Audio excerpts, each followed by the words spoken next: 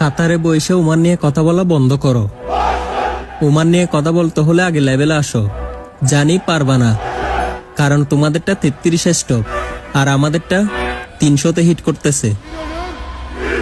ভিডিওটা আমি কাতার থেকে বানাতেছি। জাস্ট তোর একটা কথা বলি, তোর ওমানের 1 টাকায় 300 টাকা বাংলাদেশে, আর আমাদের কাতারের 1 টাকায় 33 টাকা। ঠিক আছে, টাকার ডিমান্ডটা হয়তো তোর বেশি, কিন্তু টিয়া কামাজ কত? তুই 100 থেকে 150 রিয়াল।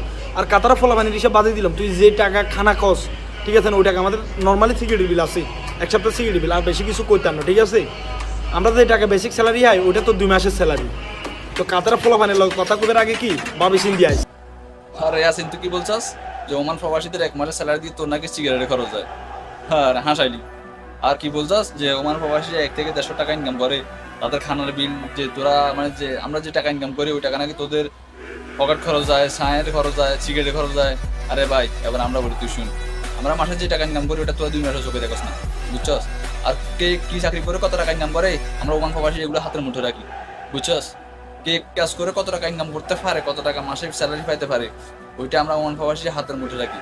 আর কি বলছস যে আমরা 1 থেকে 150 টাকা ইনকাম করি, ওই 1 থেকে 150 টাকা আমাদের সিগারেটের বিল যায় বা পকেট খরচ। আলহামদুলিল্লাহ, আমরা মনে করি যে চেয়ারে বসে যে টাকা ইনকাম করি, তোরা মনে কর কি এরকম কাতার শহর ঘুরে তোরা এই টাকা ইনকাম করস না। আলহামদুলিল্লাহ, আর অহংকার করিস না ভাই। আমি এই কথাগুলো বলতে চাই নাই যে না আমি ভিডিও একটা করছে যে তুই তার ভিডিওতে জবাব দিছিস এইটা। সে কিন্তু কি বলছে যে লেভেলের কথা বলছে, তো লেভেলের কথা তো ও ঠিকই বলছে। সে একজন কাতারিনকে জিজ্ঞেস কর যে ওমানের লেভেল বেশি নাকি কাতারের লেভেল বেশি, তুই একদিন জিজ্ঞেস করিস। আর কি আমাদের 1 মাসের বেসিক স্যালারি নাকি তোদের সিগারেটের খরচ, অনেক কিছু। হ্যাঁ আরে ভাই, বেশি কিছু বললাম না, তোরা যা টাকা ইনকাম করস ওগুলো আমাদের পকেট খরচ হয় না, বুঝছস? আর তোরা যে এদিকে এদিকে কাজ করে যা টাকা ইনকাম করস ওই টাকা আমরা বকশিস পাই মাসে। আর কি বলবো, কিছু বলার নাই।